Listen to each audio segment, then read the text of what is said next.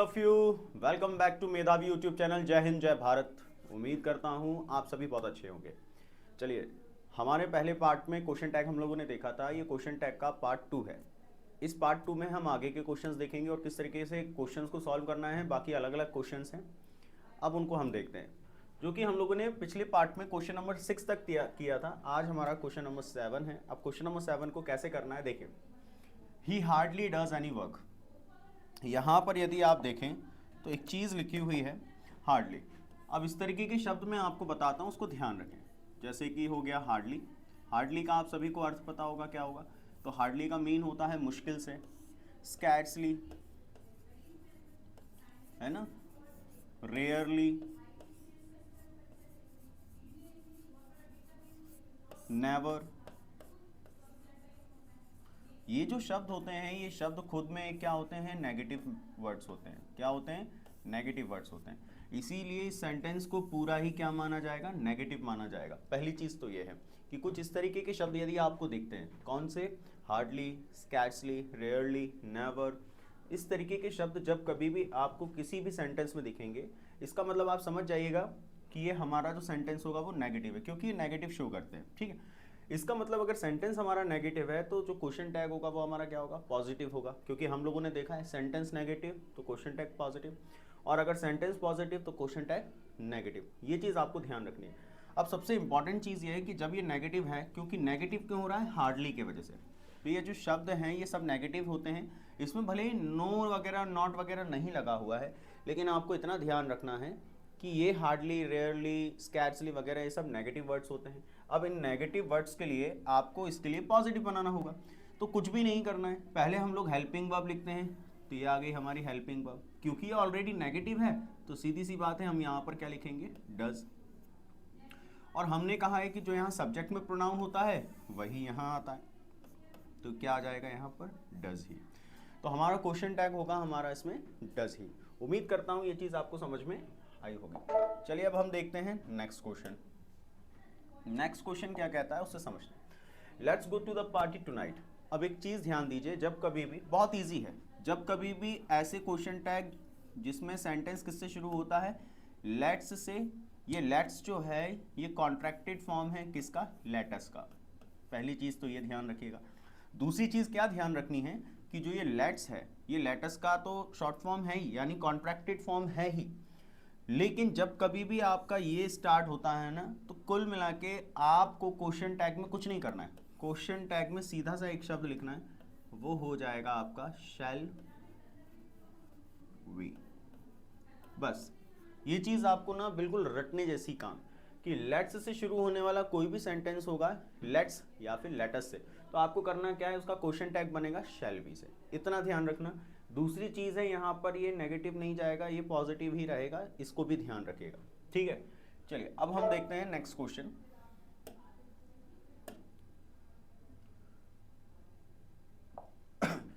अब इसमें लिखा हुआ है लेट मी डू दिस।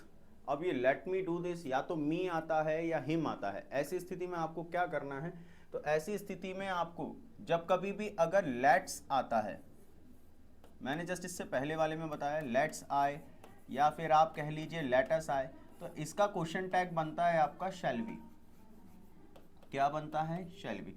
लेकिन ऐसी स्थिति में जब कभी भी अगर मान लीजिए लेट मी आए या लेट हिम आए, ऐसी स्थिति में आपको क्या बनाना है, तो ऐसी स्थिति में इसका जो क्वेश्चन टैग बनेगा ना बेटा, वो होगा आपका क्या, विल यू। क्या होगा, विल यू होगा आपका क्वेश्चन टैग। ये चीज़ याद रखिएगा। अगर लेट्स या लेटस वाला हो या लेट मी या लेट हिम वाला हो, तो लेट्स वाले में शैल बी होता है और आपको लेट मी या लेट हिम वाले में क्या होता है, विल यू। तो यहाँ पर क्या जाएगा आपका, विल यू क्वेश्चन टैग आएगा। ये आपको ध्यान रखना। ठीक है, तो ये चीज़ आपको ध्यान रखनी है। कुछ नहीं है, क्वेश्चन टैग कोई ज़्यादा बड़ा टॉपिक नहीं है, बहुत इजी टॉपिक है, तो इसको ध्यान रखिएगा। देखिए अब क्या लिखा हुआ है, open the door. Open the door, close the door, kindly open the door, इस तरीके के जो शब्द होते हैं जिसमें आप क्या करते हैं, या तो रिक्वेस्ट करते हैं, रिक्वेस्ट यानी विनती होती है, या फिर क्या होती है, रिक्वेस्ट होती है, या फिर ऑर्डर होता है यानी आदेश होता है। तो ऐसी स्थिति में ऐसे वाक्य क्या कहलाते हैं, ऐसे सेंटेंस कहलाते हैं आपके इम्पेरेटिव सेंटेंस। क्या कहलाते हैं? इम्पेरेटिव सेंटेंस कहलाते हैं। ऐसे सेंटेंस जिसमें क्या हो, विनती हो, या फिर क्या होता है, आदेश होती है। यानी रिक्वेस्ट आप किसी से कर रहे हैं या फिर आप आदेश कर रहे हैं, आदेश दे रहे हैं, विनती कर रहे हैं, ऐसे वाक्य जो होते हैं हमारे इम्पेरेटिव सेंटेंस कहलाते हैं। हमेशा ध्यान रखिएगा, इम्पेरेटिव सेंटेंस में आपको एक ही चीज़ ध्यान रखनी है, ओपन द डोर आप क्या किसी से काम करवा रहे हैं।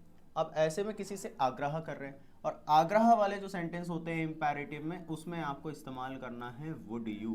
क्या इस्तेमाल करना है? Would you. हमेशा ध्यान रखिएगा, ऐसे इम्पेरेटिव सेंटेंस जिसमें आप क्या कर रहे हो, किसी से कोई काम करवा रहे हो, या फिर आप क्या कर रहे हो, आग्रह कर रहे हो, ऐसी स्थिति में आग्रह वाले वाक्य में आपको इस्तेमाल करना होगा क्वेश्चन टैग वुड यू। ध्यान रखना, ये बहुत सिंपल सी ट्रिक है और टिप्स है, तो इनको आप ध्यान रखेंगे तो आप विथिन सेकंड्स के अंदर जो है क्वेश्चन आसानी से कर पाएंगे। उसके बाद यहाँ पर आप देख पा रहे हैं shut your mouth. Shut your mouth में आप इम्पेशंस को दर्शा रहे हैं। इम्पेशंस यानी कि किसी की ऐसी चित्त को जो कि सह नहीं रहा है, उस चीज़ को इरिटेट कर रही है कोई चीज़, और वो उसको क्या बोल रहा है, शट योर माउथ। है तो आदेश ही, लेकिन इम्पेशंस को शो कर रहा है। और जब इम्पेशंस को शो किया जाता है, ऐसी स्थिति में हमेशा आपको ध्यान रखना है कि इम्पेशंस के वक्त आपको हमेशा ध्यान रखना, ऐसे सेंटेंस जिसमें क्या शो हो रहा हो, इम्पेशंस शो हो रहा हो, ठीक है। और जब ये इम्पेशंस शो होता है, ऐसी स्थिति में आपको हमेशा कैन का इस्तेमाल करना है। किसका इस्तेमाल करना है? कैन का। अब एक चीज़ ध्यान रखिएगा कि shut your mouth, impatience show कर रही है तो कैन का इस्तेमाल करेंगे। ये है हमारा पॉजिटिव, तो ये वाला हो जाएगा हमारा नेगेटिव, ठीक है। अब ये नेगेटिव होगा तो कैन है, तो कैन का नेगेटिव क्या हो जाएगा आपका? कांट हो जाएगा। और शट योर माउथ का होगा कांट यू। यू होगा, ये हमेशा ध्यान रखना, क्योंकि यहाँ पर योर लिखा हुआ है ना, इस वजह से यहाँ पर जो होगा वो क्या होगा, यू होगा। इतना ध्यान रखना है। तो जब कभी भी आपको क्वेश्चन में, क्वेश्चन टैग में, सेंटेंस में अगर इम्पेशंस शो हो रहा है, यानी अधैर्य, यानी ऐसा है कि उस व्यक्ति को धैर्य नहीं है, उसको इरिटेशन क्रिएट हो रहा है, लेकिन है इम्पेरेटिव सेंटेंस, तो ऐसी स्थिति में कैन को चुनना है। अगर ये पॉजिटिव है तो उसको नेगेटिव बनाना है, वो भी कॉन्ट्रैक्टेड फॉर्म में, और उसके बाद यू, जो भी आपका यहाँ पर होगा उसे आप लगाइएगा। उसके बाद नेक्स्ट देखते हैं भाई, नेक्स्ट देखते हैं, ध्यान रखेंगे हम थोड़ा सा इसका, है ना।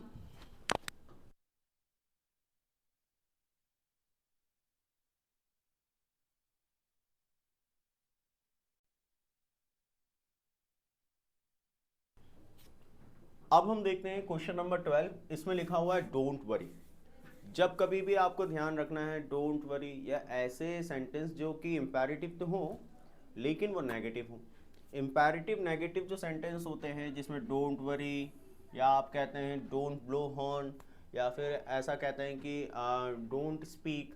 जब इस तरीके के इम्पेरेटिव सेंटेंस जिसमें आदेश, आग्रह या किसी से कोई कार्य करवा रहे हो, या फिर वो नेगेटिव होना चाहिए, सबसे इंपॉर्टेंट चीज़। ऐसी स्थिति में आपको कुछ भी नहीं करना है, सीधा उठाना है और आपको करना है विल के साथ यू।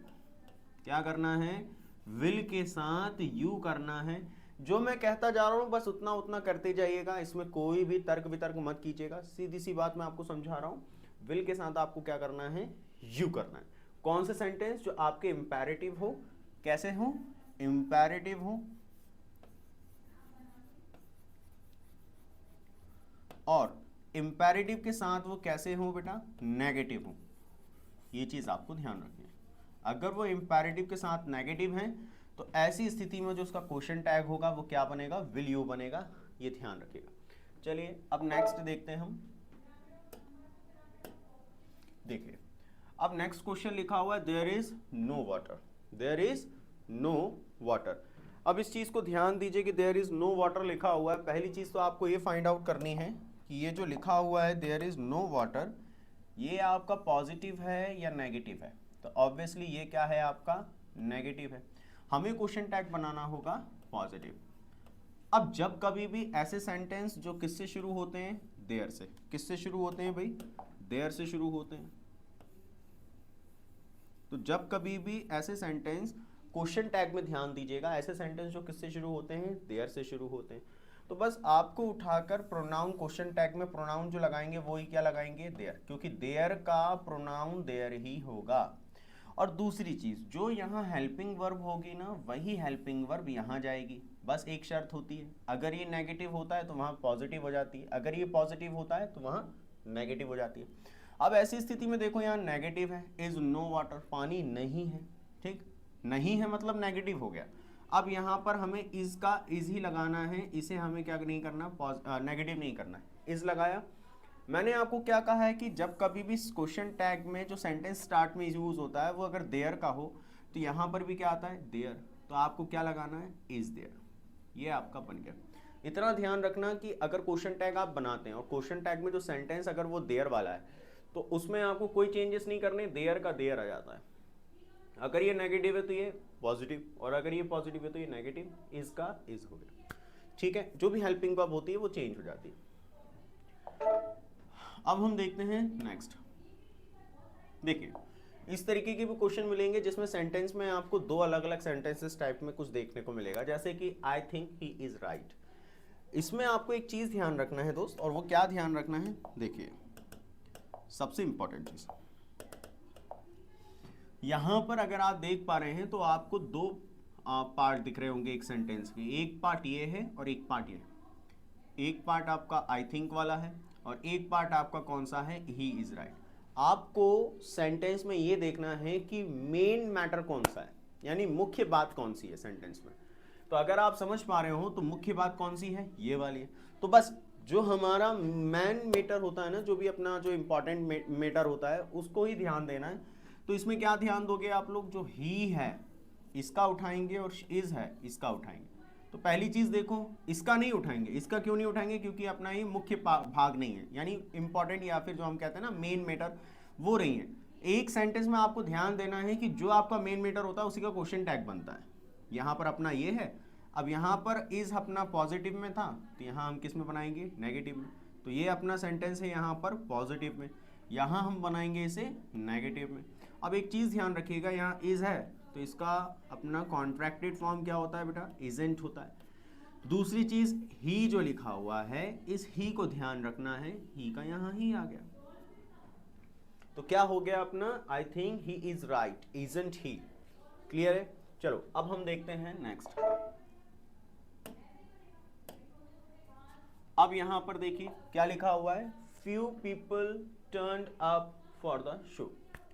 अब जब कभी भी सेंटेंस में शुरुआत में क्या लिखा हो, अगर सेंटेंस में क्वेश्चन टैग में एक चीज ध्यान रखना, अगर क्वेश्चन टैग में फ्यू या फिर अगर लिखा हो लिटिल, तो इतना ध्यान रखना ये दोनों के दोनों क्या हैं, नेगेटिव। क्या है, नेगेटिव है, ऑलरेडी नेगेटिव है। भले यहां पर नॉट नहीं आ रहा है वो चलेगा, लेकिन इतना ध्यान रखिएगा कि यहां पर नॉट ना लगने के बावजूद भी ये वर्ड खुद में खुद क्या है, नेगेटिव है। तो फ्यू और लिटिल जो हो गए अपने क्या हो गए, नेगेटिव हो गए।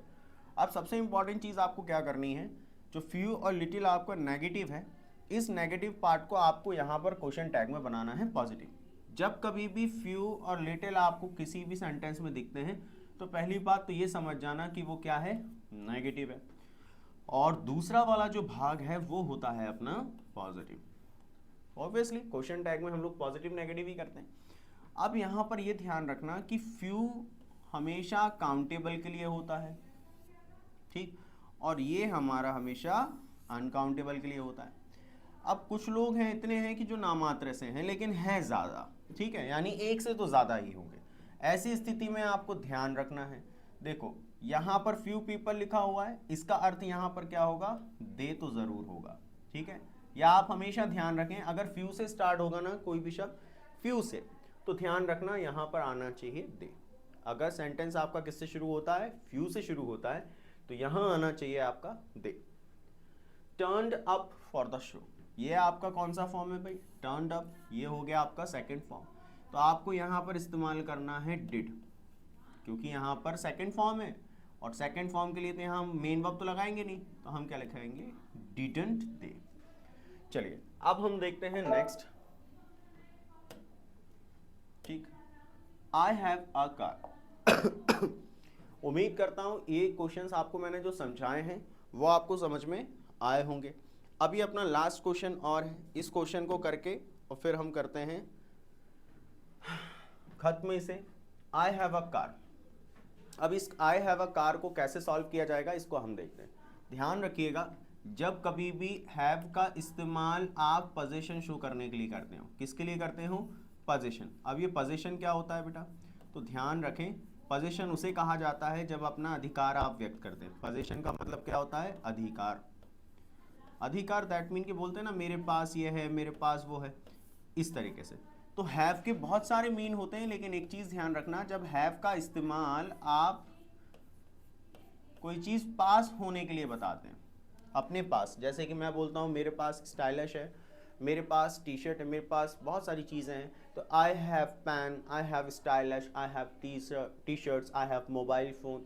तो मेरे पास के लिए जब कभी भी हैव का इस्तेमाल आप पास होने के लिए, वैसे करीब पास वाला नहीं, कोई चीज़ अपने पास हो, अपने साथ हो, अपनी हो, तो ये अधिकार व्यक्त करने वाला है। जब कभी भी आप हैव का इस्तेमाल पास के सेंस के लिए करते हैं और अधिकार बताते हैं, ऐसी स्थिति में आपको यहाँ क्या करना है, यहाँ पर दो तरीके से आप इसे बता सकते हैं। पहली चीज़ तो आप इसी को उठाकर ले जाएं, यहाँ पर ये किस में है? पॉजिटिव में है। ऑब्वियसली आपका क्वेश्चन टैग किस में बनेगा? नेगेटिव। मेरे पास कार है, अब इसका अगर मैं प्रश्न बनाना चाहूँ तो क्या बोलूँगा? हैव का हैव होगा, लेकिन इसका कॉन्ट्रैक्टेड फॉर्म नेगेटिव में होगा तो हैवंट। और यहाँ आए है तो यहाँ आप लगा देंगे आए। दूसरा तरीका इसका ये होता है कि आप डू का और डस का इस्तेमाल करें।